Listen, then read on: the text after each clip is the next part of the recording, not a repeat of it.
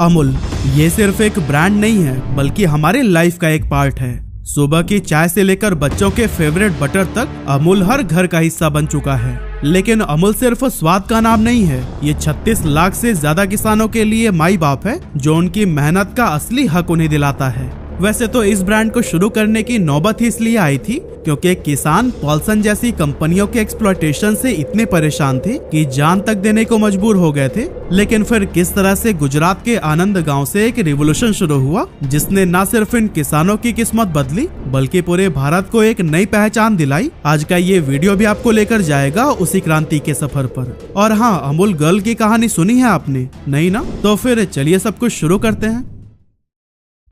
तो दोस्तों, अमूल के इस कहानी की शुरुआत होती है 1940s से, जब भारत के गांव में किसान अपनी गाय भैंस का दूध बेचकर गुजारा करते थे। सुबह सुबह महिलाएं उठती, पशुओं की सेवा करती, दूध निकालती और फिर किसान उसे बेचने निकल जाते। लेकिन प्रॉब्लम ये थी कि उन्हें उनकी मेहनत का सही रिवॉर्ड ही नहीं मिल पाता था क्योंकि दूध का ये पूरा बिजनेस कॉन्ट्रैक्टर्स और मिडिलमैन कंट्रोल कर रहे थे। असल में किसानों के पास और कोई दूसरा ऑप्शन भी नहीं था क्योंकि किसान को हर हाल में वह दूध बेचना ही था, नहीं तो अगले दिन तक तो वो खराब ही हो जाता। और इसी का फायदा उठाते हुए मिडिलमैन दूध को बहुत कम प्राइस पर खरीदते थे जिससे उनको तो काफी प्रॉफिट होता था। लेकिन फिर उसी टाइम यानी 1945 में British government Bombay milk scheme लेकर आई जिसके बाद किसानों को अपने साथ होने वाला फ्रॉड समझ में आने लगा। असल में इस स्कीम के तहत किसानों से दूध खरीदकर गुजरात के आनंद शहर, जो कि ब्रिटिश काल में कायरा डिस्ट्रिक्ट के अंदर आता था, वहां ले जाकर के पॉस्चराइज किया जाता था।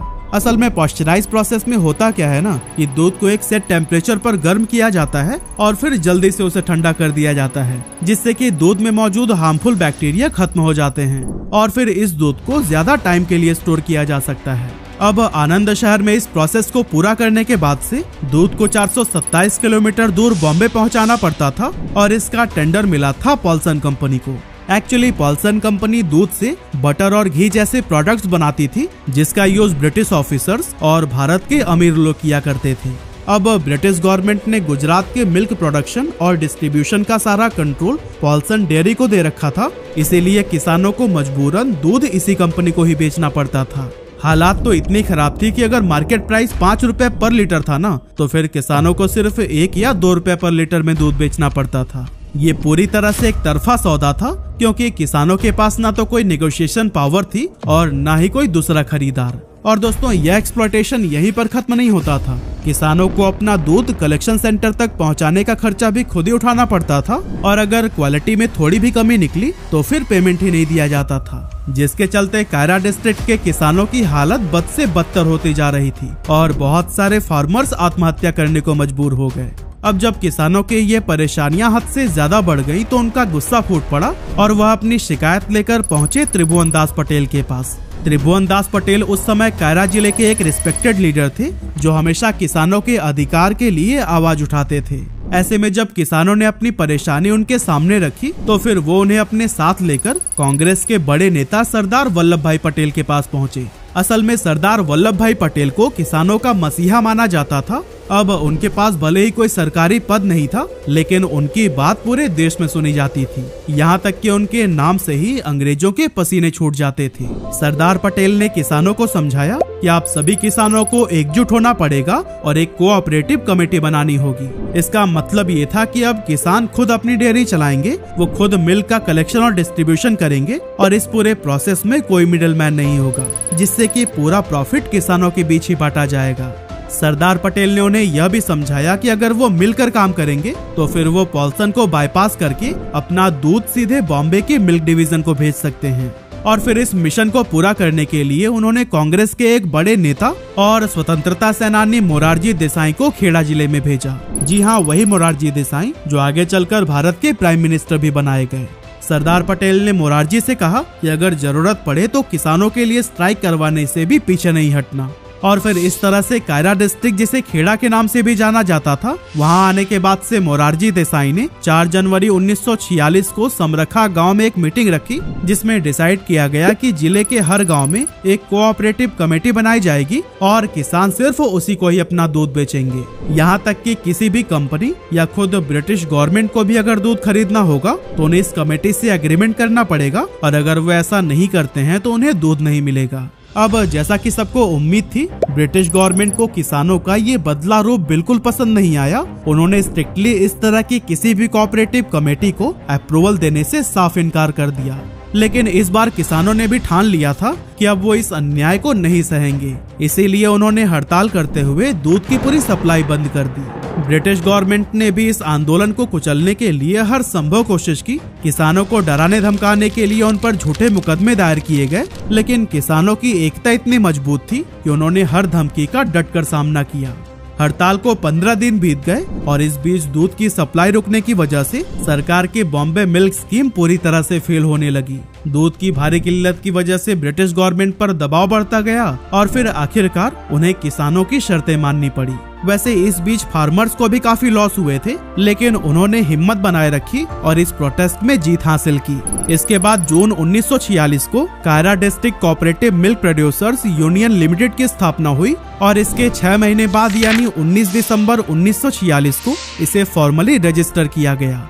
इतना ही नहीं, 1948 तक इस कोऑपरेटिव कमेटी ने बॉम्बे मिल्क स्कीम के लिए दूध को पॉस्चराइज करना भी शुरू कर दिया था। त्रिभुवन दास पटेल ने ये इंश्योर किया कि इस कोऑपरेटिव का फायदा हर किसान तक पहुंचे, चाहे उनकी जात, धर्म या फिर फाइनेंशियल कंडीशन कैसे भी हो। इस विजन को सही तरीके से इम्प्लीमेंट करने के लिए त्रिभुवन दास जी ने एक 3 टायर स्ट्रक्चर डिजाइन किया।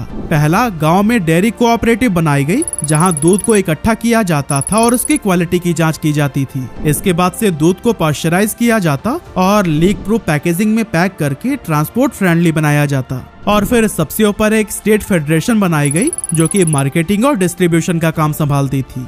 1948 के अंत तक करीब 432 किसान इस कोऑपरेटिव का हिस्सा बन चुके थे और हर दिन करीब 5000 लीटर दूध की सप्लाई हो रही थी। अगले कुछ ही सालों में किसानों की संख्या और दूध का प्रोडक्शन कई गुना हो गया। हालात ऐसी हो गई थी कि बॉम्बे मिल्क स्कीम भी इस दूध को एब्जॉर्ब नहीं कर पा रही थी। ये प्रॉब्लम सर्दियों में और भी ज्यादा बढ़ जाती थी, क्योंकि भैंस इस सीजन में गर्मियों के मुकाबले 2.5 गुना ज्यादा दूध देती है। और अब हैवी प्रोडक्शन और लो कंजप्शन की वजह से किसान इतनी परेशान रहने लगे कि उन्होंने फिर से औने पौने दामों में बिचौलियों को अपना दूध बेचना शुरू कर दिया। और अब सबसे बड़ा चैलेंज था कि इतने सारे एक्स्ट्रा दूध का किया क्या जाए। लेकिन तभी इस प्रॉब्लम का सलूशन लेकर आए डॉक्टर वर्गीस कुरियन, जिन्हें कि हम प्यार से मिल्क मैन ऑफ इंडिया भी कहते हैं। डॉक्टर कुरियन एक विजनरी इंसान थे, जिन्होंने 1949 में अमेरिका से मैकेनिकल इंजीनियरिंग में मास्टर्स की डिग्री कंप्लीट की थी। पढ़ाई खत्म हो जाने के बाद से उन्हें सरकार ने गुजरात के आनंद में एक सरकारी डेयरी में काम करने के लिए भेजा। अब शुरुआत में तो डॉक्टर कुरियन इस असाइनमेंट से खुश नहीं थे, लेकिन यही उनकी मुलाकात हुई त्रिभुवन दास पटेल से। और फिर जब त्रिभुवन दास ने डॉक्टर कुरियन को किसानों की परेशानियां समझाई, तो वह तुरंत समझ गए कि अगर दूध की बर्बादी रोकनी है और किसानों को फायदा पहुंचाना है, तो सिर्फ दूध को बेचने से काम नहीं चलेगा। इसीलिए उन्होंने एक्स्ट्रा दूध से बटर, कंडेंस्ड मिल्क और मिल्क पाउडर बनाने का आइडिया दिया। ऐसा करने से दूध को न केवल लंबे समय तक स्टोर किया जा सकता था, बल्कि उसकी मार्केट वैल्यू भी कई गुना बढ़ाई जा सकती थी। अब दोस्तों, बटर बनाना तो आसान था, लेकिन मिल्क पाउडर के साथ एक बड़ी प्रॉब्लम यह थी कि आमतौर पर मिल्क पाउडर गाय के दूध से बनाया जाता था, जबकि गुजरात में किसानों के पास ज्यादातर भैंस का दूध था और भैंस के दूध से मिल्क पाउडर बनाने के लिए उनके पास कोई टेक्नोलॉजी मौजूद नहीं थी।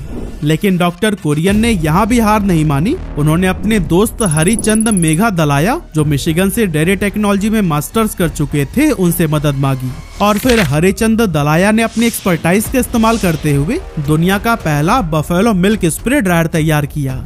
ये एक बड़ी टेक्निकल सक्सेस थी, जिसने पहली बार भैंस के दूध से मिल्क पाउडर बनाने का रास्ता खोल दिया था। ये इनोवेशन न केवल किसानों के लिए एक वरदान साबित हुआ, बल्कि इसने डेयरी इंडस्ट्री में भारत को एक नई पहचान दिलाई। और फिर 31 अक्टूबर 1955 को सरदार पटेल के जन्मदिन पर इस कोऑपरेटिव सोसाइटी ने अपना पहला मिल्क प्लांट खोला, जो कि इंडिया ही नहीं बल्कि पूरे एशिया का सबसे बड़ा मिल्क प्लांट था, क्योंकि इसकी डेली कैपेसिटी 1 लाख लीटर दूध प्रोसेस करने की थी। अब जब ये तय हो गया कि इस कोऑपरेटिव में किसानों के दूध से अलग अलग तरह के डेयरी प्रोडक्ट्स बनाए जाएंगे, तो फिर इन प्रोडक्ट्स के पहचान के लिए एक ब्रांड नेम की भी जरूरत महसूस हुई और फिर इसके लिए नाम सिलेक्ट किया गया अमूल। लेकिन सवाल उठता है कि अमूल ही क्यों?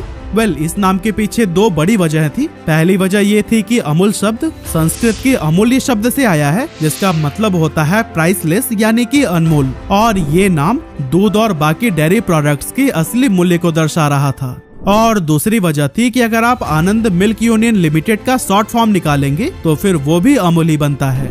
लेकिन दोस्तों, अमूल का सफर अब भी इतना आसान नहीं था, क्योंकि अमूल का बटर लॉन्च होते ही एक बहुत बड़ा फेलियर साबित हुआ। और इसकी सबसे बड़ी वजह थी उस टाइम मार्केट में पहले से मौजूद पॉल्सन का बटर। असल में पॉल्सन के बटर को पुरानी बासी क्रीम से बनाया जाता था, जिसे बिना रेफ्रिजरेशन के 1 हफ्ते तक बाहर रखा जाता, और इस प्रोसेस की वजह से क्रीम में खटास आ जाती थी और पॉल्सन के बटर का स्वाद बहुत अलग होता था। इसके अलावा पॉल्सन अपने बटर की सेल्फ लाइफ को बढ़ाने के लिए उसमें काफी ज्यादा नमक डालता था, जिससे कि उसका स्वाद नमकीन हो जाता था। और एक और बड़ी बात ये थी कि पॉल्सन का बटर गाय के दूध से बनाया जाता था, जिससे कि उसका रंग हल्का पीला होता था।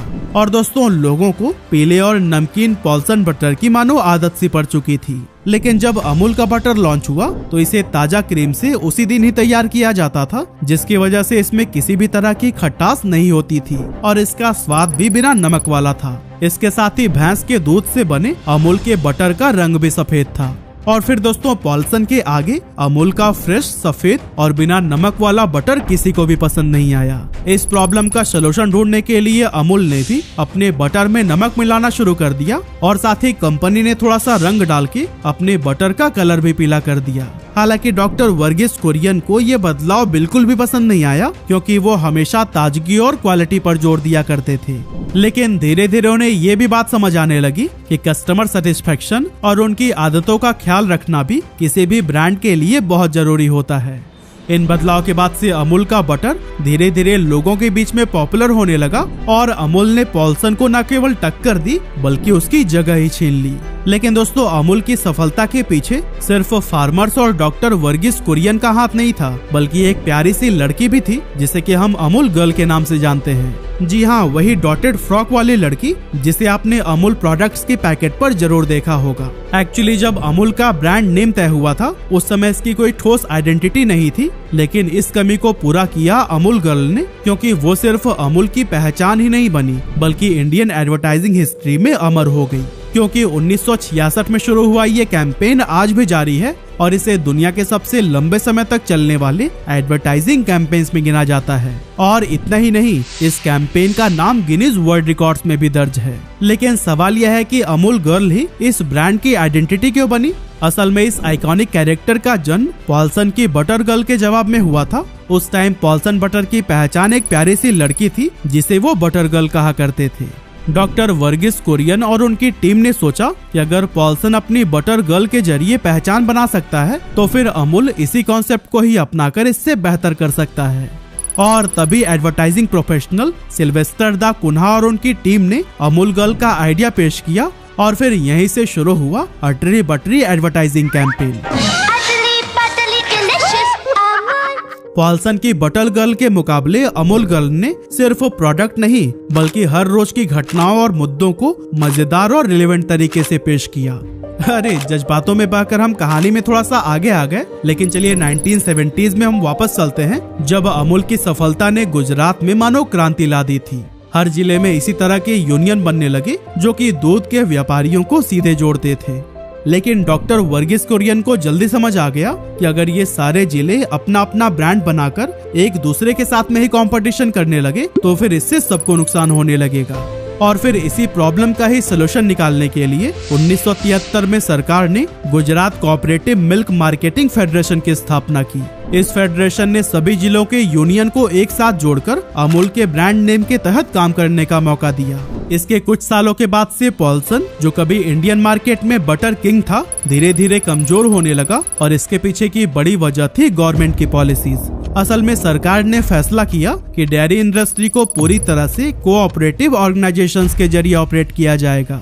लेकिन इस नई पॉलिसी का सबसे बड़ा असर प्राइवेट कंपनीज पर पड़ा, खास करके पॉल्सन के ऊपर। पॉल्सन इन नए रूल्स के साथ में एडजस्ट नहीं कर पाई और आखिरकार उसे अपना बिजनेस बंद करना पड़ा। इसी दौरान डॉक्टर वर्गीस कुरियन ने इंडिया में ऑपरेशन फ्लड की शुरुआत की, जिसे कि व्हाइट रिवॉल्यूशन के नाम से भी जाना जाता है। ये दुनिया का सबसे बड़ा डेयरी डेवलपमेंट प्रोग्राम था, जिसके तहत गांव से दूध को कलेक्ट करके देश के अलग अलग हिस्सों में सप्लाई किया जाने लगा। ये इनिशिएटिव इतना सक्सेसफुल रहा कि इंडिया दुनिया का सबसे बड़ा मिल्क प्रोड्यूसर बन गया। और दोस्तों, अमूल ने न सिर्फ किसानों को आर्थिक रूप से मजबूत बनाया, बल्कि कस्टमर्स तक भी फ्रेश और हाई क्वालिटी डेयरी प्रोडक्ट्स पहुंचाए। इस बीच अमूल अपने प्रोडक्ट पोर्टफोलियो का भी लगातार एक्सपेंशन करता जा रहा था। जैसे कि 1980s में अमूल ने चीज और आइसक्रीम के सेगमेंट में भी कदम रखा, जिससे कि इसकी रीच और भी ज्यादा बढ़ गई। अमूल की पॉपुलैरिटी 80s और 90s में इतनी ज्यादा हो चुकी थी कि इसके नकली प्रोडक्ट्स भी मार्केट में आने लगे थे, क्योंकि कई सारे स्कैमर्स ने खराब क्वालिटी के प्रोडक्ट्स पर अमूल का लेबल लगाकर बेचना शुरू कर दिया। इस प्रॉब्लम से निपटने के लिए अमूल ने स्ट्रिक्ट लीगल एक्शन लिए, अपनी पैकेजिंग में होलोग्राम और यूनिक कोड्स ऐड किए और कंज्यूमर्स को अवेयर करने के लिए लार्ज स्केल पर कैंपेन्स भी चलाए। असली बटर में दूध मलाई होती है और अटर पटर में अटर पटर होता है अंकल। जिसमें दूध मलाई नहीं वो बटर नहीं। अमूल बटर, असली बटर। आप भी पूछिए, अटर पटर है कि असली अमूल बटर है। हालांकि इन चुनौतियों के बावजूद अमूल ने कभी भी अपने एक्सपेंशन को नहीं रोका।